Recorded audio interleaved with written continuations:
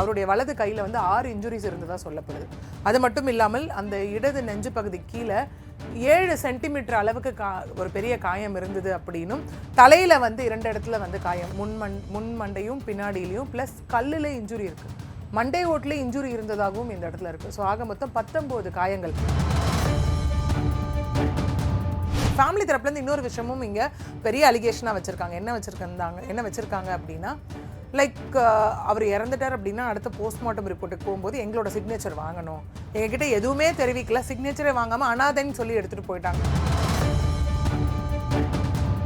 3 police official arrest ஆனாங்க இல்லையா, அவங்க கொடுத்த வாக்குமூலத்தின் அடிப்படையில் தான் இந்த 8 ரவுடிஸும் இங்கே வந்து அரெஸ்ட் பண்ணப்பட்டிருக்காங்க. கட்டி வச்சு அடிச்சாங்கன்றாங்களே, அது ஏதோ கயிறுலாம் கூட எவிடன்ஸ்க்காக எடுத்துருக்காங்க, அது உண்மையா? அது வந்து இப்போ சொல்லப்படுற விஷயம் தான். எல்லா காவல் நிலையத்திலையும் இந்த மாதிரி பிரிசன்லையும் சிசிடிவி மேண்டேட்ரியாக ஒர்க் பண்ணணும் அப்படின்னு சொன்ன ஒரு விஷயம். பட் ப்ராக்டிக்கலாக எல்லா ஸ்டேஷன்லையும் அது இருக்கா அப்படின்னு யார் இங்கே ஸ்க்ரூட்டனைஸ் பண்ணுறா? ஜீ தமிழ் நியூஸ் நேயர்களுக்கு வணக்கம். இன்று நம்முடன் சென்னை உயர்நீதிமன்ற வழக்கறிஞர் திருமதி பிரியதர்ஷினி அவர்கள் இணைஞ்சிருக்காங்க. அவங்க கிட்ட பேசலாம். மேம் வணக்கம். மேம் வணக்கம். மேம், தற்போது பாத்தீங்கன்னா தமிழகத்திலே வந்து இந்த லாக்அப் மரணம் அப்படிங்கிறது மிகப்பெரிய அளவுல ஒரு அதிர்ச்சியும் வேதனையுமே ஏற்படுத்தி இருக்குன்னே சொல்லலாம். மாற்றுத்திறனாளியான சபரிவர்மனுக்கு என்ன நடந்துச்சு? ஏன்னா அவர் வழக்கில் வந்து ரொம்ப அதிர்ச்சிகரமான விஷயங்கள் வருது. முதல்ல வந்து பல்வேறு இடங்கள்ல காயம், நாங்க இப்ப என்னடானா கைதிகள் வந்து அவரை கட்டி வச்சு அடிச்சதா ஒரு தகவல் சொல்றாங்க. என்னதான் நடந்துச்சு அவருக்கு? எஸ், நம்ம இந்த லாக்அப் டெத் அந்த பேசக்கூடிய வரிசையில் வந்து நம்ம இப்போ ரீசெண்டாக முன்னாடி நம்ம பேசியிருந்தோம். தட் இஸ் ஜெயராஜ் பெனிக்ஸ் அவர்களுக்கு கொடுத்த அவங்க ரெண்டு பேரையும் போலீஸார் அடித்து கொலை பண்ணதுனால, which means custodial death, lockup டெத்துனால ஒரு 9 காவல் அதிகாரிகளுக்கு வந்து அகெயின் வந்து இரட்டை தூக்கு தண்டனையானது அங்கே கொடுக்கப்பட்டிருந்தது. அதை நம்ம இப்போ தான் பேசி கொஞ்ச நாள் ஆன மாதிரி இருக்குது நமக்கு. ஏன்னா அதோடு நம்ம பேசின ஒரு விஷயம் என்னென்னா, மேலும் ஒரு அஜித்குமார் வழக்கோ இல்லை ஆகாஷ் வழக்கோ இங்கே நடந்துடக்கூடாது, இது வந்து எல்லாருக்கும் ஒரு பயத்தை ஏற்படுத்தணும் அப்படிங்கிறத நம்ம பேசியிருந்தோம். ஏன்னா இப்போ ஒரு காமன் மேனே நம்ம பேசும்போது crime against women R children அந்த மாதிரி வேறு என்ன ஒரு கிரைம் நடந்தாலும் கொடுக்கக்கூடிய தண்டனைகள் கடுமையாக இருக்கும்போது அடுத்து அவங்க அதை செய்யணும்னு போது அந்த பயம் ஏற்படும் அப்படின்னு சொல்லி நம்ம நிறைய பேசியிருக்கோம். அதே தான் காவல்துறை அதிகாரிகளுக்கும் அதில் பெரிய கேள்விகளும் பெரிய வார்னிங்ஸும் அதில் கொடுக்கப்பட்டுச்சு இல்லையா. Again which was a landmark கேஸில் என்ன கொடுக்கப்பட்டுச்சு அப்படின்னா, காவல்துறை அதிகாரிகளாகவே இருந்தாலும் அப்யூஸ் ஆஃப் பவர் இங்கே பண்ணக்கூடாது அப்படிங்கிற ஒரு விஷயம். ஏன்னா நம்ம ஒரு காமன் மேன் கிட்டே போய் சொல்லுவோம், என்னென்னா உனக்கு சட்டம் தெரியாதுன்னு நீ சொல்ல முடியாது அப்படின்னு, which means ignorance of law is not an எக்ஸ்கியூஸ்ன்னு சொல்லுவோம். அப்படி இருக்கும்போது அதை காப்பாற்றக்கூடிய காவல்துறை அதிகாரிகளுக்கே வந்துட்டு அது தெரியாமல் போகிறதுக்கு வாய்ப்பில்லை. அப்போ அந்த ஒரு குருட்டு நம்பிக்கை வந்துருதான்னு தெரியல, என்ன நடந்தாலும் பார்த்துக்கலாம், எப்படியாவது வெளியில் வந்துடலாம் அப்படிங்கிற ஒரு விஷயம் வந்துருதா என்னன்றது தெரியல. அதன் தொடர்ச்சியாக நம்ம இனிமேலும் ஒரு உயிர் இந்த மாதிரி லாக்அப் டெத்தில் போயிடக்கூடாதுன்னு எல்லாரும் அந்த ஜட்மெண்ட்டை வச்சு பேசிகிட்டு இருக்கக்கூடிய இந்த டைமில் தான் வந்துட்டு இந்த சபரிவர்மன் அவர்களுடைய கேஸும் இங்கே வந்து ரெஜிஸ்டர் ஆயிருக்கு. ஆஸ் யூஷுவல் போலீஸ் ஒரு ஃபார்மேட் வச்சுருப்பாங்க இல்லையா, இங்கேயும் அவர் இறந்து போனப்போ ஹார்ட் அட்டாக் அப்படின்னு தான் சொல்லப்பட்டுச்சு. ஏன்னா ஜெயராஜ் பெனிக்ஸ் விஷயத்துலையும் அதுதான் சொல்லப்பட்டது. அதுக்கப்புறம் அஜித்குமார், ஆகாஷ் இவர்கள் வரிசையில் சொல்லும் போது ஃபிட்ஸ்ன்னு சொல்லப்பட்டது. இந்த மாதிரி வந்து தொடர்ந்து அவங்க தரப்புலேருந்து இது ஒரு ஹார்ட் அட்டாக்னு சொல்லப்பட்ட ஒரு விஷயம். ஆனால் குடும்பத்தினர் தரப்புலேருந்து அது பெரிய போராட்டமாக ஆரம்பித்த விஷயம் என்னவாக இருந்தது அப்படின்னா, கண்டிப்பாக கிடையாது, இவர் ரொம்ப நல்லா இருந்தார், 34 வயசு தான் இவருக்கு ஆகுது, உடலில் எந்தவித பாதிப்பும் எந்தவித நோய்களும் இல்லாத ஒரு மனிதர் சடனாக எப்படி ஹார்ட் அட்டாக்ல இறந்து போவார் அப்படின்னு அவங்க எழுப்பிய ஒரு சந்தேகம் தான் இன்னைக்கு சயின்டிஃபிக்கலாக அது ப்ரூவ் ஆயிருக்கு. ஏன்னா முதல்ல இது சந்தேக மரணமாக பதிவு செய்யப்பட்ட ஒரு வழக்கு, அதுக்கப்புறம் ஒரு 7 செக்ஷன்ஸ் போடப்பட்டு பிஎன்எஸ் ஆக்ட் கீழே எஃப்ஐஆர் ரெஜிஸ்டர் பண்ணப்பட்டு இன்னைக்கு வந்து ஒரு 3 காவல் அதிகாரிகள் ப்ளஸ் ஒரு 8 ரவுடிஸ் இந்த சென்ஸ் அந்த சிறையிலேயே நீண்ட நாட்களாக கைதிகளாக இருக்கக்கூடியவர்களும் இங்கே வந்து அரெஸ்ட் பண்ணப்பட்டிருக்காங்க. ஏன்னா யூஸ்வலாக நம்ம பார்த்தோம் அப்படின்னா போலீஸ் அஃபிஷியல் தான் வந்துட்டு உள்ள மீது வந்து குற்றம் சாட்டப்பட்டு அவர்கள் தான் அரெஸ்ட் செய்யப்படுவாங்க, சஸ்பெண்ட், தென் ஒன்ஸ் அவங்க மேலே இருக்கக்கூடிய தவறு ப்ரூவ் ஆகிட்டு கன்விக்ஷன் ஆகக்கூடிய பட்சத்தில் அவங்க டிஸ்மிஸ் அப்படிங்கிறது எல்லாமே நம்ம பார்த்துட்டே இருக்கோம் தொடர்ந்து இல்லையா. பட் இதில் வந்து பார்த்தோம் அப்படின்னா புதுசாக வந்து இந்த கைதிகள் வந்து உள்ளே இன்க்ளூட் பண்ணப்பட்டது வந்து மேலும் அதிர்ச்சி அளித்த ஒரு விஷயம் இல்லையா. ஏன்னா தீஃப் அண்ட் போலீஸ் கான்செப்ட்னும் போது எப்பவுமே ஒத்து போகாது. இதற்கு கேள்விப்படாத ஒரு விஷயம். ஏன்னா ஜெயராஜ் பெனிக்ஸ் வழக்கில் கூட பார்த்தீங்கன்னா காவல்துறையினர் தான் தாக்கி இருக்காங்களே தவிர இது கைதிகள், சிறை கைதிகள் தாக்கி இருக்காங்கன்னும் போதே, ஏன்னா காவல்துறையாவது ஒரு கட்டத்தில் ஒரு மனிதாபிமானம் அடிக்கும் போது கூட ஏதாவது கைதிகள் என்னும் போது அவங்க அந்த அவர் சபரிவர்மன் எப்படி ஹேண்டில் பண்ணியிருப்பாங்க இல்லையா? சிஎஸ் இங்கே இருக்குது. ஏன்னா அந்த 8 கைதிகளும் என்னென்ன மாதிரியான வழக்கில் தொடர்புடையவர்கள் அப்படிங்கிற ஒரு விஷயம் இருக்குது. அதையும் நம்ம பார்ப்போம். அதுக்கு முன்னாடி இந்த சயின்டிஃபிக்கலாக ப்ரூவ் ஆச்சுன்னு இப்போ நம்ம சொன்னோம் இல்லையா, that is through postmortem report. அந்த போஸ்ட்மார்ட்டமில் என்ன கிளியராக கொடுக்கப்பட்டிருக்கு அப்படின்னா, அவருடைய உடலில் கிட்டத்தட்ட 19 இன்ஜுரிஸ் இருந்ததாக கொடுக்கப்பட்டிருக்கு. ஆல்ரெடி இன்னொரு முக்கியமான விஷயம், அவர் ஒரு மாற்றுத்திறனாளி இந்த இடத்துல. ஓகே, ஏன்னா பொதுவாகவே ஒரு அரெஸ்ட் பண்ணவங்களை வந்து ரொம்ப கேர்ஃபுல்லாக தான் ஹேண்டில் பண்ணணும், ரொம்ப சேஃபாக தான் ஹேண்டில் பண்ணிவிட்டு அடுத்தடுத்த ப்ராசஸ் நோக்கி கொண்டு போகணும். அதுவும் மாற்றுத்திறனாளி அப்படின்னும் போது சில கைட்லைன்ஸ் எல்லாம் அந்த இடத்துல இருக்குது. அதுபடி காவல்துறையினர் இங்கே நடத்துனாங்களா அப்படிங்கிற ஒரு கேள்விக்கு கண்டிப்பாக இல்லை அப்படிங்கிறது தான் அவருடைய மரணம் வந்து இங்கே பதிலாக இருக்குது இந்த இடத்துல. அப்படி நம்ம பார்த்தோன்னா போஸ்ட்மார்ட்டம் ரிப்போர்ட்டில் சொல்லப்பட்ட ஒரு விஷயம், அவருடைய வலது கையில் வந்து 6 இன்ஜுரிஸ் இருந்ததாக சொல்லப்படுது. அது மட்டும் இல்லாமல் அந்த இடது நெஞ்சு பகுதி கீழே 7 சென்டிமீட்டர் அளவுக்கு ஒரு பெரிய காயம் இருந்தது அப்படின்னும், தலையில் வந்து 2 இடத்துல வந்து காயம், முன் மண்டையும் பின்னாடியிலையும் ப்ளஸ் கல்லில் இன்ஜுரி இருக்குது, மண்டை ஓட்டில் இன்ஜுரி இருந்ததாகவும் இந்த இடத்துல இருக்குது. ஸோ ஆக மொத்தம் 19 காயங்கள்.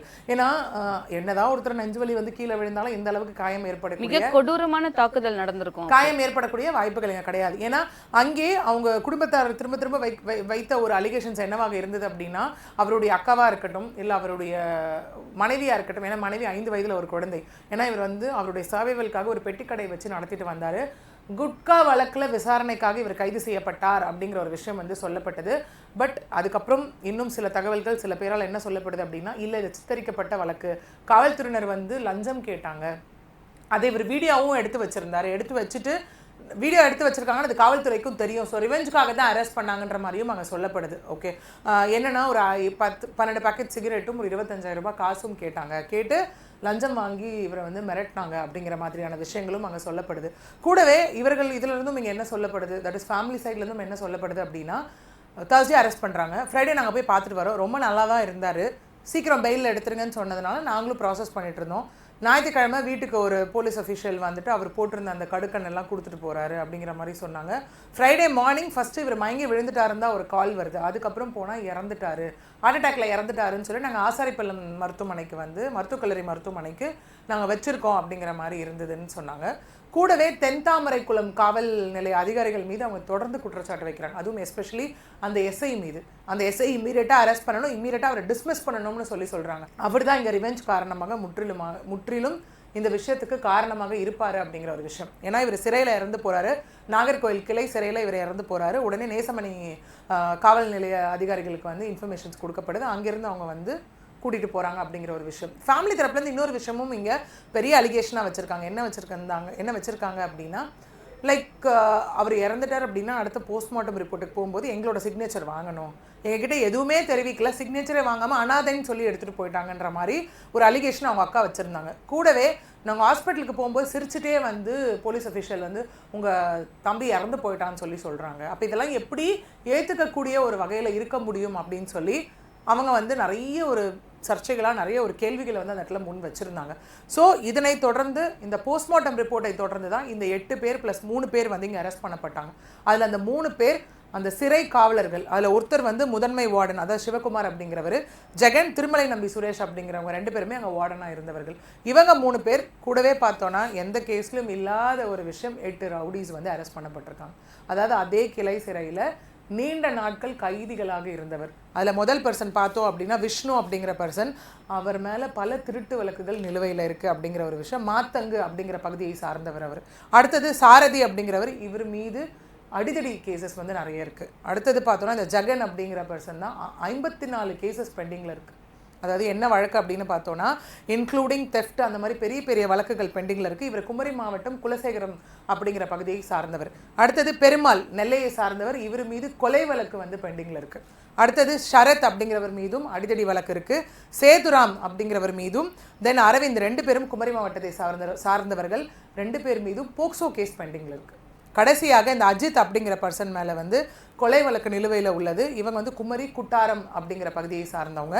இதில் மோஸ்ட் ஆஃப் த அக்யூஸ்ட் வந்து நம்ம பார்த்தோம் அப்படின்னா போலீஸ் லிஸ்ட் இருக்கும் இல்லையா, அந்த போலீஸ் லிஸ்ட்ல ரவுடிஸ் லிஸ்ட்ல இருக்கக்கூடியவர்கள் இவர்கள் எல்லாமே. மிக மோசமானவர்கள். அந்த history sheeters, habitual offenders, history sheeters, அதுல இருக்கக்கூடியவர்கள்ல தான் இந்த 8 பேர்ல இருக்கக்கூடியவர்கள். அப்போ இப்போ நமக்கு இன்னைக்கு மார்னிங் வரைக்கும் நமக்கு வந்திருக்கக்கூடிய அப்டேட் என்னவாக இருந்தது அப்படின்னா, எஸ் முதற்கட்டமாக இந்த 3 பேர் அரெஸ்ட் பண்ணப்பட்டாங்க. அதுக்கப்புறம் இந்த 8 பேர் சிறையில இருந்து அவங்களும் வந்து இப்போ அரெஸ்ட் பண்ணி இந்த கேஸ்க்காக அடுத்த ப்ராசஸ் என்கொயரி கொண்டுட்டு போகப்படுவாங்க அப்படிங்கிறது ஒன்று. இதில் அந்த 3 காவலர்கள் அரெஸ்ட் பண்ணப்பட்டாங்க இல்லையா, அவங்க வந்து இங்கே நாங்குநேரி சிறையில் வைக்கப்பட்டிருக்காங்க. மிச்ச 8 பேரும் அதே சிறையில் வந்து இங்கே வைக்கப்பட்டிருக்காங்க. அவர்கள் மீது 7 செக்ஷன்ஸ் ஆஃப் பிஎன்எஸ் ஆக்ட் கீழே போடப்பட்டிருக்கு. அதாவது என்னென்ன செக்ஷன்ஸ் அப்படின்னு நம்ம இங்கே பார்த்தோம்னா, செக்ஷன் 191 clause 2 ஆஃப் பிஎன்எஸ் அப்படி, அது வந்து ராய்டிங், என்னென்னா ஒரு ஃபோர்ஸையோ வயலன்ஸையோ யூஸ் பண்ணி தாக்கக்கூடிய ஒரு செக்ஷன். அடுத்தது செக்ஷன் 296B கெட்ட வார்த்தைகளால் பேசுறது. அடுத்தது செக்ஷன் 115 clause 2 ஒருத்தவங்களுக்கு ஒரு இன்ஜுரியை ஏற்படுத்தக்கூடிய வகையில், ஒரு ஹர்ட் ஏற்படுத்தக்கூடிய வகையில் அவங்கள அடிக்கிறது. அடுத்தது செக்ஷன் 118 டேஞ்சரஸ் வெப்பன்ஸ் வச்சு தாக்குறது. அடுத்தது செக்ஷன் 103 clause 1 அதுதான் மர்டருக்கான செக்ஷன். அடுத்தது செக்ஷன் 61 clause 2 கிரிமினல் கான்ஸ்பைரசி, கூட்டாக சேர்ந்து ஒரு சதி செயலை செய்தல் ஆர் ஏற்படுத்துதல் அப்படிங்கிறது ஒன்று. கடைசியாக போடப்பட்ட செக்ஷன் 238. இது என்னென்னா இன்டென்ஷனலாக ஒரு எவிடன்ஸை வந்து டிஸ்ட்ராக்ட் பண்ணுறது, இல்லைனா ஃபால்ஸ் இன்ஃபர்மேஷன் கொடுக்கறது. ஸோ இந்த செக்ஷன்ஸ் எல்லாம் நம்ம வச்சு பார்த்தோன்னா உச்சபட்ச தண்டனையான life imprisonment to death penalty. இங்கேயும் கண்டிப்பாக இது அடுத்தடுத்து ப்ரூவ் ஆகிற பட்சத்தில் ஜெயராஜ் பெனிக்ஸ் வழக்கை போல, சாத்தான் குளம் வழக்கை போல ஒரு உச்சபட்ச தண்டனையானது இங்கே கொடுக்கப்பட தான் போகுது. ஸோ இது ஒரு பக்கம் இருக்க. இப்போ என்னென்னா, இப்போ சொல்கிறாங்க இல்லை இவர் வந்து குட்கா கேஸில் அரெஸ்ட் பண்ணப்பட்டார் அப்படின்னு. ஒருவேளை அவருடைய அரெஸ்ட் பண்ணியிருந்தாலும் கிரிமினல் கேஸோ இல்லை கோட்பாவும் போட்டிருக்கலாம். Cigarettes and other tobacco products act 2003 கீழே அவரை ப்ராப்பராக லீகலாக ஹேண்டில் பண்ணி கொண்டுட்டு போயிருக்கலாம். ஏன்னா எந்த ஒரு காவல்துறை அதிகாரிகளும் யாரை அரெஸ்ட் பண்ணாலும் முதல் முக்கிய விஷயம் அவங்கள அடிக்கக்கூடாது அப்படிங்கிறது. அவங்க மேலே எந்த விதத்துலையும் கை வைக்கக்கூடாது அப்படிங்கிற ஒரு விஷயம் இருக்குது. அதனால தான் அவங்கள வந்து 15 நாள் ரிமாண்டில் போட்டாலும் திரும்ப பெயில் கிடைக்கல அப்படிங்கிற போது ரிமாண்ட் எக்ஸ்டென்ஷன்ற ஒரு கான்செப்ட் அந்த இடத்துல இருக்குது. ஏன்னா article 20 clause 1, 20 clause 3 and article 21 படி அரெஸ்ட் ஆன பர்சனுக்கும் right to life and personal liberty இருக்குது. அன்லாஃபுல்லாக அவங்கள எதுவுமே பண்ணக்கூடாது அப்படிங்கிற ஒரு விஷயம் இருக்குது. இது எப்படி காவல்துறை அதிகாரிகளுக்கு தெரியாமல் போகுது இல்லை தெரியாமல் போச்சுன்னு நம்ம சொல்ல முடியும்? அது அகெயின் வந்து நான் ஒரு போலீஸ் அஃபீஷியல், நான் என்ன வேணால் பண்ணலாம், பண்ணிவிட்டு நான் என்ன வேணால் சொல்லி மறைச்சிருவேன் அப்படிங்கிற ஒரு ஓவர் கான்ஃபிடன்ஸ் அவங்களுக்குள்ளே வந்துருதோ அப்படிங்கிற ஒரு விஷயம் இங்கே ஒரு கேள்வியாக நமக்கு எழுப்ப தோணுது இல்லையா அந்த இடத்துல. அது ஒரு பக்கம். அடுத்தது இதை தொடர்ந்து இப்போ வந்திருக்கக்கூடிய அப்டேட் என்னென்னு பார்த்தோன்னா, இப்போ இந்த 3 போலீஸ் அஃபீஷியல் அரெஸ்ட் ஆனாங்க இல்லையா, அவங்க கொடுத்த வாக்குமூலத்தின் அடிப்படையில் தான் இந்த 8 ரவுடிஸும் இங்கே வந்து அரெஸ்ட் பண்ணப்பட்டிருக்காங்க. என்ன சொல்லப்பட்டிருக்கு இப்போனா, 2 பேருக்கும் தட்டு சபரிவர்மனுக்கும் இந்த 8 உள்ளே இருந்தாங்க இல்லையா ஆல்ரெடி சிறை கைதிகள், அவங்களுக்குள்ளேயும் ஃபஸ்ட்டு வந்து ஏதோ வாய்க்கலப்பு ஏற்பட்டிருக்கு. அதுக்கப்புறம் அது கைக்கலப்பாக மாறி உள்ளே வந்து என்ன பண்ணியிருக்கணும், போலீஸ் அஃபிஷியல் விலக்கி விட்டுருக்கணுமா இல்லையா, இவங்களும் கூட சேர்ந்து அடிச்சிருக்காங்கன்னு சொல்லப்படுது. கட்டி வச்சு அடிச்சாங்கன்றாங்களே, அது ஏதோ கயிறுலாம் கூட எவிடன்ஸ்க்காக எடுத்துருக்காங்க, அது உண்மையா? அது வந்து இப்போ சொல்லப்படுற விஷயம் தான். அடுத்த கட்ட இன்வெஸ்டிகேஷனில் கை கால்கள் கட்டி வைக்கப்பட்டு அவர் வந்து அடிச்சிருக்காரு அப்படிங்கிற ஒரு விஷயம் வந்து இங்கே சொல்லப்படுது. இன்னொன்று, இந்த ரவுடிஸ் எல்லாம் இந்த போலீஸாரால் ஏவி விட்டு அடித்தாங்க அப்படின்னும் இங்கே வந்து சொல்லப்படுது. ஸோ இந்த முக்கியமான காவல்துறையினுடைய வேலையே என்ன அப்படின்னா விலக்கி விட்டுருக்கணும். அடுத்தது இந்த 8 சிறை வாசிகளும் அடித்து அவருக்கு வந்து எதாவது காயங்கள் ஏற்பட்டிருந்தால் இம்மீடியட்டாக அவருக்கு மெடிக்கல் ட்ரீட்மெண்ட் கொடுத்துருக்கணும், அவர் உயிரை பாதுகாத்திருக்கணும். அதெல்லாம் எதுவுமே பண்ணாமல் நீங்களும் அடித்து அந்த 8 பேரையும் ஏவி விட்டு அடிக்க சொல்கிறது எந்த விதத்தில் நியாயம் அப்படிங்கிற ஒரு விஷயம் இங்கே இருக்குது இல்லையா. ஏன்னா இங்கே இன்னொன்று என்ன அப்படின்னா, இந்த ஒரு பர்டிகுலர் கேஸில் நம்ம 2 தரப்பு காவல்துறையினரை பார்க்கலாம். ஒரு தரப்பு காவல்துறையினர் இந்த மாதிரி மோசமான செயலில் ஈடுபட்டிருக்காங்க. அந்த மாவட்டத்தோட எஸ்பி ஸ்டாலின் அவர்கள் இன்னி வரைக்கும் பாதிக்கப்பட்டவங்க கூட நிற்கிறாங்க. அது அவங்க அக்காவே சொன்னதை நம்மளால் பார்க்க முடிஞ்சது. எங்களை யாரும் எந்த டிஸ்டர்பும் பண்ணல, காவல்துறையினரே வந்து உங்களுக்கு ஏற்பட்ட ஒரு அநீதிக்கு நீங்கள் போராடுறீங்க, ஸோ அதை நாங்கள் எதுவும் சொல்ல மாட்டோம்னு சொல்லியிருக்காங்க. நேற்று மாவட்ட கலெக்டரும் வந்திருக்காரு. ஏன்னா ஃபேமிலியிலேருந்து இப்போ சில டிமாண்ட்ஸ் அந்த இடத்துல வைக்கிறாங்க. தொடர்ந்து இறந்து போனவருடைய ஒய்ஃபாக இருக்கட்டும், அக்காவாக இருக்கட்டும், அம்மாவாக இருக்கட்டும், எல்லாரும் சொல்லக்கூடிய விஷயம் இங்கே என்னவாக இருக்குது அப்படின்னா, அந்த எஸ்ஐயை அரெஸ்ட் பண்ணணும். தென் தாமரை குளம் காவல் நிலையத்தோட எஸ்ஐயை அரெஸ்ட் பண்ணணும், டிஸ்மிஸ் பண்ணணும். அது மட்டும் இல்லாமல் இதில் இன்னும் யார் யார் சம்மந்தப்பட்டிருக்காங்களோ அவங்க அனைவரையும் கைது செய்யணும் அப்படின்னும், குடும்பத்துக்கு காம்பன்சேஷன் கொடுக்கணும் அப்படின்னும், அதை தாண்டி நிரந்தர வேலையானது கொடுக்கப்படணும் அப்படின்னு சொல்லியிருக்காங்க. ஏன்னா அவங்க வந்து இந்த கரூர் இதை வந்து அவங்க இன்சிடென்ட்டை ரிலேட் பண்ணுறாங்க. உயிரிழந்தவர்களுக்கு வந்து முதலமைச்சர் விஜய் அவர்கள் எப்படி வேலை வாய்ப்பு கொடுத்தாரோ அதே மாதிரி இவங்க அகெயின் ஷீஸ் அ கிராஜுவேட் இருக்கிறதுனால அவங்களுக்கு ஒரு வேலை கொடுக்கணும் அப்படிங்கிற ஒரு விஷயம் வந்து இப்போ அவங்க முன்னெடுத்து வைக்கக்கூடிய. கரூராவது அட்லீஸ்ட் வந்து அது ஒரு கூட்டத்துல ஏற்பட்ட ஒரு இதுதான் வந்து பட் இது வந்து போலீசாரால ஏற்பட்டிருக்குன்னு போது முழு பொறுப்பும் அரசுடையது தானே. எக்ஸாக்ட்லி. அகைன் அரசாங்கம் தான் இதற்கு முழு பொறுப்பு ஏத்துக்கணும் அப்படிங்கிற ஒரு விஷயம் இருக்கு. ஏன்னா இங்க நம்ம பிரிசன்ல இந்த மாதிரி நிறைய விஷயங்கள் தொடர்ந்து நடந்துட்டு இருக்கக்கூடியதை நம்மளால பார்க்க முடியுது. இதுக்கு முன்னாடி நம்ம போனோம் அப்படின்னா ஜஸ்டிஸ் மகாதேவன் அவர்கள் வந்து 2 விஷயத்தை வந்து முன்னெடுப்பா அவர் தொடர்ந்து வச்சுட்டு இருந்ததை நம்மளால பார்க்க முடிஞ்சது. இன்னைய வரைக்கும் அது நிறைவேற்றப்பட்டதா அப்படிங்கிறதே ஒரு பெரிய கொஸ்டினா இருக்கு. என்னன்னா மாற்றுத்திறனாளிகளுக்கு வந்து பிரிசன்ல வந்து அவங்களுக்கு உண்டான போதிய வசதி செய்து கொடுக்கணும். ஃபார் எக்ஸாம்பிள் வீல் சேரா இருக்கட்டும், அவங்களுக்கு கொடுக்கக்கூடிய மெடிக்கல் ட்ரீட்மெண்ட்ஸா இருக்கட்டும், இதெல்லாம் எந்த அளவுக்கு உள்ள ப்ராப்பரா நடந்துட்டு இருக்கு அப்படிங்கிறது ஒரு பெரிய கொஸ்டின் மார்க். ஒன்று. ரெண்டாவது வந்துட்டு ஃபார் எக்ஸாம்பிள் இந்த மாதிரி போலீஸ் அஃபிஷியல் உள்ள இருக்காங்க அப்படின்னா கண்டிப்பா அவங்களுக்கு ஒரு மானிட்டரிங் யூனிட் இருக்கணும். விச் மீன்ஸ் நான் விசிட்டர்ஸ் அஃபிஷியல்னு சொல்லி எல்லா பிரிசனுக்கும் அதுக்குன்னு தனியாக ஒரு கமிட்டி ஒரு டிபார்ட்மெண்ட்டில் ஒரு அதிகாரிகள் நியமனம் பண்ணும்போது பிரிசன்ல எல்லாம் கரெக்டாக போகுதா? ஸோ அவங்க போய் இன்ட்ராக்ட் பண்ணும்போது உள்ள என்ன மாதிரியான விஷயங்கள் நடக்குதுன்னு அவங்களுக்கு தெரியும் இல்லையா? ஸோ தெரியும் போது ப்ராப்பர் ஸ்க்ரூட்டனைசேஷன் இருக்கும் போது உள்ள இருக்கவர்களுக்கும் அந்த பயம் இருக்கும் இல்லையா? ஏன்னா இதிலே வந்து 2 கேள்வி வந்து ஆஸ் அ பர்சன் நானே யோசிக்கும் போது எனக்கு எழக்கூடியது என்னவாக இருக்குது அப்படின்னா, அவருக்கு அந்த மாதிரி அவ்வளோ விஷயங்கள் உடல் அளவில் அவ்வளோ காயங்கள் அங்கே உள்ளே நடந்திருக்கு அப்படின்னும் போது உள்ள கண்டிப்பாக ஒரு டிஸ்பென்சரி இருக்கும், ஒரு டாக்டர், பிரிசன் டாக்டர்ஸ் மேண்டேட்ரி இருப்பாங்க. அந்த டாக்டர் கிட்ட காமிச்சாங்களா அப்படிங்கிறது முதல் கேள்வி. ஓகே. ரெண்டாவது கேள்வி, ஜெயிலில் எது நடந்தாலும் ஜெயிலருக்கும் சூப்பரண்டென்ட்டுக்கும் தெரியாமல் நடக்காது. இல்லை அவங்களுக்கு தெரியாமல் நடந்தது அப்படின்னா அப்போது இவங்க அந்த அளவுக்கு அவங்க பவரை மிஸ்யூஸ் பண்ணிட்டாங்களா, அப்யூஸ் ஆஃப் பவர் நடந்திருக்கான்றது ஒன்று. அவங்களுக்கு இதெல்லாம் இன்ஃபார்ம் பண்ணப்பட்டுதான். இந்த மாதிரி ஜெயிலுக்குள்ளே தகராறு 2 பேருக்கும் இந்த மாதிரி அடிச்சு அவங்க போட்டு அடிச்சிட்டாங்க அப்படிங்கிற ஒரு விஷயம் அவங்களுக்கு இன்ஃபார்ம் பண்ணப்பட்டதான்ற ஒரு கேள்வியும் அடுத்தது இருக்கு இல்லையா? இதெல்லாம் நம்ம அடுத்தடுத்த கட்ட இன்வெஸ்டிகேஷன்ல தான் நமக்கு தெரிய வரும். இப்போ வந்து சாத்தான்குளம் வழக்கு ஜெயராஜ் பினிக்ஸ் பார்த்தீங்கன்னா அது அதிமுக ஆட்சி காலத்தில் நடந்தது. இப்போ அஜித் குமார் ஆகாஷ்லாம் வந்து திமுக ஆட்சி காலத்தில் நடந்தது. இப்போ பார்த்தீங்கன்னா தாவேக ஆட்சி காலத்திலும் சபரிவர்மன் ஒருத்தர். இப்போ அடுத்து பார்த்தீங்கன்னா சென்னை சேலையூரை சேர்ந்த பாலாஜிங்கிறவர் சிறையில் இறந்திருக்காரு. முதற்கட்டமாக ஒரு மாரடைப்பில் இறந்ததாக ஒரு தகவல் சொல்லப்படுது. உறவினர்கள் ஆனால் கடும் போராட்டத்தில் ஈடுபட்டு இருக்காங்க சேலையூர்ல. அது வந்து லாக்அப் டெத் தான் அப்படிங்கிற மாதிரி. ஏன் தொடர்ந்து தாவேக அரசு இதை கவனிக்க தவறுகிறது? ஏன்னா அவங்க வைத்த குற்றச்சாட்டுகள் இதற்கு முன்னாடி இருந்த திமுகவையும் அதிமுகவையும் நாங்க பண்ண மாட்டோம், அதே தவறுகளை ரிப்பீட் பண்ண மாட்டோம்னு சொல்றாங்க. இப்போ வந்து சட்டத்துறை அமைச்சர் நிர்மல்குமார் அவர்கள் பேசும்போது கூட என்ன சொன்னாங்க, ரொம்ப டிரான்ஸ்பரன்சியா இருக்கும், வெளிப்படைத்தன்மையோட இருக்குங்கிறாங்க. குற்றம் நடக்கும்போது எங்களுக்கு தேவை வெளிப்படைத்தன்மை இல்லை, குற்றம் நடக்காம எங்க மக்களுடைய உயிரை பாதுகாக்கணும் அப்படிங்கிறது தான் ஒரு கோரிக்கையாக இருக்கும்போது இதெல்லாம் எப்படி கனெக்ட் பண்ணிக்க முடியுது?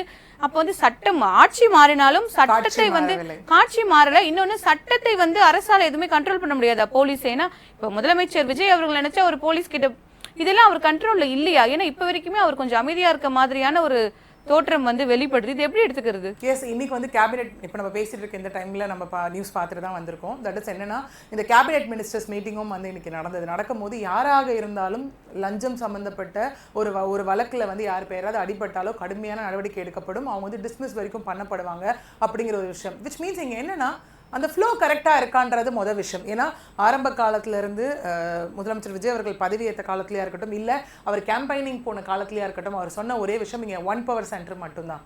எதுவாக இருந்தாலும் அது யாராக இருந்தாலும் அவர்கள் தவறு செய்யும் பட்சத்தில் உடனடியாக நடவடிக்கையானது எடுக்கப்படும் அப்படிங்கிற ஒரு விஷயம் தொடர்ந்து அவர் தரப்புல இருந்து வலியுறுத்திட்டு வரதை நம்மளால பார்க்க முடிஞ்சது. ஒன்று, இப்போ இந்த பிரிசன் இது யாரு கீழே வருது அப்படின்னு பார்த்தோன்னா அகைன் மினிஸ்டர் சிடிஆர் நிர்மல்குமார் அவர்கள் தலைமையில் வரக்கூடிய ஒரு விஷயமாகத்தான் இது இருக்கு.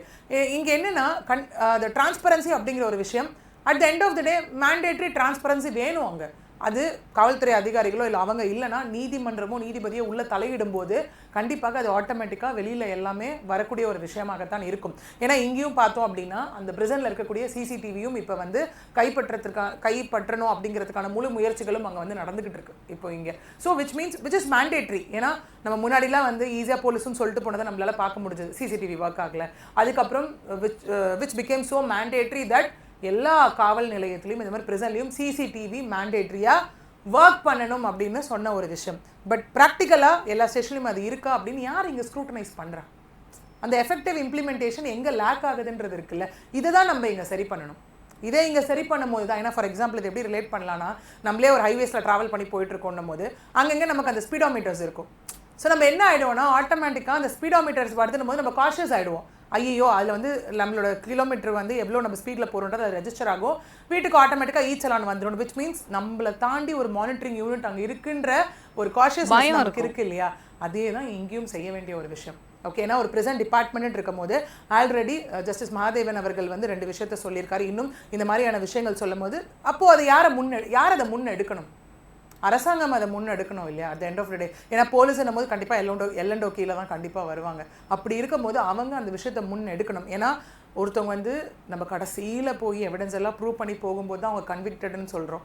அப்போயே அவங்களுக்கு வந்து அப்பீல் இருக்குது, high court, supreme court, mercy petition வரைக்கும் அவங்களுக்கான ஒரு ஆப்ஷன்ஸ் அந்த இடத்துல இருக்குது. அப்படின்னும் போது கைதிகளாகவே இருந்தாலும் இந்த மாதிரி காவல்துறை அதிகாரிகளால் வந்து நடத்தப்படுற ஒரு விஷயம் அப்படிங்கிறது விச் இஸ் நாட் அக்செப்டட். ஏன்னா இது நடந்துட்டு இருந்த இதே டைமில் தான் அவர் 9ஆம் தேதி அரெஸ்ட் பண்ணப்படுறாரு, 12ஆம் தேதி காலையில் வந்துட்டு சபரிவர்மன் இறந்துட்டாரு அப்படிங்கிற ஒரு விஷயம் வருது. இந்த 3 நாட்களாக இன்னும் குடும்பத்தினர் உடலை வாங்காமல் போராட்டத்தில் தான் இருந்துட்டு இருக்காங்க. ஏன்னா எங்களுக்கு வந்து நாங்கள் கேட்டது இந்த டிமாண்ட்ஸ் எல்லாம் இது பண்ணணும், லைக் நிறைவேற்றணும் அப்படிங்கிற மாதிரி. அதனை தொடர்ந்து தான் இப்போது அகைன் இந்த புழலில் நடந்த ஒரு விஷயம். அங்கேயும் இதே குட்கா வழக்கு தான். அவர் ஒரு 500 கிலோ குட்கா வந்துட்டு அவர் இது பண்ணிட்டாரு அப்படின்னு சொல்லி தான் இங்கே இது அவர் அரெஸ்ட் பண்ணப்பட்டிருக்காரு. விச் மீன்ஸ் என்னைக்குன்னா 12ஆம் தேதி அரெஸ்ட் பண்ணப்பட்டிருக்காரு. அவர் காலையில் அரெஸ்ட் பண்ணப்பட்டவர் வந்து 15ஆம் தேதி காலையில் 7:45 மணிக்கு அவர் இறந்துட்டார் அப்படிங்கிற ஒரு விஷயம் வந்து சொல்லப்படுது. இங்கேயும் ஃபேமிலி என்ன சொல்கிறாங்க அப்படின்னா, இல்லைங்க அவர் ஹார்ட் அட்டாக்லலாம் இறந்து போல, அவருக்கு அப்படிலாம் ஹெல்த் இஷ்யூஸ் எதுவுமே கிடையாது, இது வந்துட்டு 44 வயது அவர் பாலாஜி அப்படிங்கிறவர். இல்லைங்க இது முழுக்க அகேன் அவர் வந்து அடிச்சு தான் கொலை பண்ணியிருக்காங்க. எப்படிங்க அவரால் அவ்வளோ குட்கா வந்து விற்க முடியும், அது பொய் வழக்கு அப்படின்னு சொல்லி எவிடன்ஸ் கேட்டிருக்காங்க. 500 கிலோ பிடிச்சதுக்கான போட்டோஸ் கேட்டிருக்காங்க, எவிடன்ஸ் கேட்டிருக்காங்க. அகைன் இந்த சேலையூர் காவல் நிலையம் முன்பாக இந்த அகெயின் ஃபேமிலி மெம்பர்ஸ், ரிலேட்டிவ்ஸ் எல்லாம் போராட்டத்திலையும் இங்கே ஈடுபட்டு இருக்காங்க. ஸோ இது என்னன்னா அந்த தொடர் கதையாக தான் இருக்கக்கூடிய ஒரு விஷயம் இருக்குது. ஏன் நம்ம ஒரு காமனாக சொல்லும்போது சட்டங்கள் தண்டனைகள் எல்லாம் கடுமையாக தான் இருக்கும்போது எங்கே அந்த மாற்றம் வரணுன்ற ஒன்றே திரும்ப கேள்விக்குறியாக இருக்கு இல்லையா? இப்போ காவல்துறையினர் வந்துட்டு அவங்களுடைய கடமைகளை இப்படி வந்து தவறுறாங்களா, மிஸ்யூஸ் பண்ணுவது மக்களுக்கு ஒரு பயம். ஏன்னா லாக்அப் டெத் அப்படிங்கிறது நம்ம சாதாரணமாக எடுத்துக்கொள்ள முடியாது. அவர் சபரிவர்மனுக்கு நடந்த விஷயங்கள்லாம் கேட்கும்பொழுது கட்டி வச்சு அடிக்கிறதுங்கிறது யாருக்குமே அது பண்ணக்கூடாத ஒரு விஷயம் தான். காவல் எந்த வழக்காக இருந்தால் கூட அவங்க நீதிமன்றத்தை தான் நாடி இருக்கணும். அன்லெஸ் போலீஸை அவங்க அடிச்சாங்க இல்லை தாக்குனாங்கன்னும் போது மட்டும்தான் அவங்களுக்கு பதில் தாக்குதலுக்கான உரிமை இருக்கு, சட்டத்துல இடமும் இருக்கு. இந்த மாதிரி தொடர்ந்து நடந்துகிட்டே இருக்கும்போது இதுக்கு ஒரு முற்றுப்புள்ளியே இல்லையா? நம்ம தொடர்ந்து நம்மளே இந்த மாதிரி லாக்அப் டெத் நம்ம ஒரு 5ஆவது பேசியிருப்போம். இந்த ஒரு வருஷத்துக்குள்ளே நம்ம 5க்கு மேல பேசியிருக்கோம். இப்போ திருப்பி இது ரொம்ப நடந்துகிட்டே இருக்கு, ஃப்ரீக்வெண்டா நடக்குது, இதை நிறுத்தவே முடியாது. இப்போ இது சொன்ன மாதிரி காவல்துறை அதிகாரிகளே யாராவது தாக்குனாலும் அதுக்குமே they are ரெஸ்பான்சிபிள். ஒரு என்கவுண்டர் அப்படிங்கிறது ஈஸி விஷயம் கிடையாது. அவங்க லைக் துப்பாக்கிலேருந்து போகிற ஒரு குண்டுக்கும் அவங்க பொறுப்பு. அதற்கு அவங்க சரியான விளக்கம் கொடுக்கல அப்படின்னா நாளைக்கு அவங்களும் குற்றவாளிகள் அப்படின்னு தான் கருதப்படுவாங்க அந்த இடத்துல. ஏன்னா அதுக்கே எஃப்ஐஆர் ரெஜிஸ்டர் பண்ணப்படும். எந்த சூழ்நிலையில் எந்த எக்ஸ்ட்ரீம் காஸ்ட்டில் நீங்கள் வந்து அவங்கள சுட்டு பிடிச்சிங்க இல்லை அவங்கள சுட வேண்டிய சூழ்நிலை ஏற்பட்டுச்சு அப்படிங்கிற ஒரு விஷயம் இருக்கும்போது இது எப்படி அவங்களால ஜஸ்ட் லைக் தட் செஞ்சுட்டு போக முடியும் அப்படிங்கிறத ஒரு விஷயம். இது நம்ம ஒரே ஒரு வார்த்தையில் சொல்லணும்னா லைக் வேலியே பயிரை மேய்ந்த கதை அப்படிங்கிற ஒரு இதுக்கில தான் அப்படிங்கிற ஒரு இது ஒரு கோட்டு கீழே தான் இதை வந்து நம்ம கொண்டு வர வேண்டிய கட்டாயத்தில் அந்த இடத்துல இருக்கும் இல்லையா? சொன்ன மாதிரி இது திரும்ப நடக்குது அப்படின்னா நம்ம யூஸ்வலாக எல்லா கேசஸ்லையும் பேசுகிற மாதிரி சேஞ்சஸ் அப்படிங்கிறது கண்டிப்பாக அந்த each and every police officials கிட்ட இருந்து அங்கே வரணும். ஓகே, இந்த மாதிரி ஒரு சில பேர் செய்கிற தவறுனால நம்ம ஒட்டுமொத்தமாக காவல்துறை அதிகாரிகள் அப்படின்னு மென்ஷன் பண்ண வேண்டிய ஒரு சூழ்நிலை ஏற்படுது இல்லையா அந்த இடத்துல. அட் த சேம் டைம் அரசாங்கமும் இது வந்து கண்டிப்பாக இந்த ஒரு விஷயம் நடந்துருச்சு. எல்லா எதிர்கட்சிகளும் இப்போது கேள்விகள் எழுப்ப ஆரம்பிச்சாச்சு. அவங்க ஒரு பக்கம் அவங்களுடைய அடுத்தடுத்த முன்னெடுப்புகளை அவங்க ஆரம்பிச்சிட்டாங்க இல்லையா? ஸோ எந்த ஒரு ஆட்சி வந்தாலும் அடுத்தடுத்து அவங்க எந்த ப்ரெசன்ட் கவர்மெண்ட் இருக்கோ அவங்க அதனை நோக்கி ஒரு முன்னெடுப்பு எடுக்கணும் இந்த இடத்துல. இப்போ இங்கே இவ்வளோ நடந்துருச்சு, இப்போ தாவேக அரசு இருக்காங்க, முதலமைச்சர் விஜய் அவர்கள் ஓகே இதுக்கு நம்ம என்ன பண்ணணும், ஸ்க்ரூட்டனைஸ் என்ன பண்ணணும், மானிட்டரிங் கமிட்டியோ யூனிட்டோ என்ன போடணும், அதை எப்படி எஃபெக்டிவாக நம்ம இம்ப்ளிமெண்டேஷனுக்கு கொண்டு போகணும். ஏன்னா இன்னைக்கு அமைச்சர்களை நோக்கி அவர் ஒரு கண்டனம் வச்சிருக்காரு, அதே போலீஸ் அஃபிஷியல் நோக்கி வைக்கிறதுக்கு ரொம்ப நேரம் ஆகாது இல்லையா? ஸோ இந்த மாதிரியான முன்னெடுப்புகள் மிக அவசியமான ஒரு விஷயம். மேலும் ஒரு லாக்அப் டெத் நடக்காமல் இருக்கு. கண்டிப்பா மேம், இவ்வளவு நேரம் என்னோட பல்வேறு கேள்விகளுக்கு பதில் அளிச்சிங்க. நன்றி மேம். நன்றி.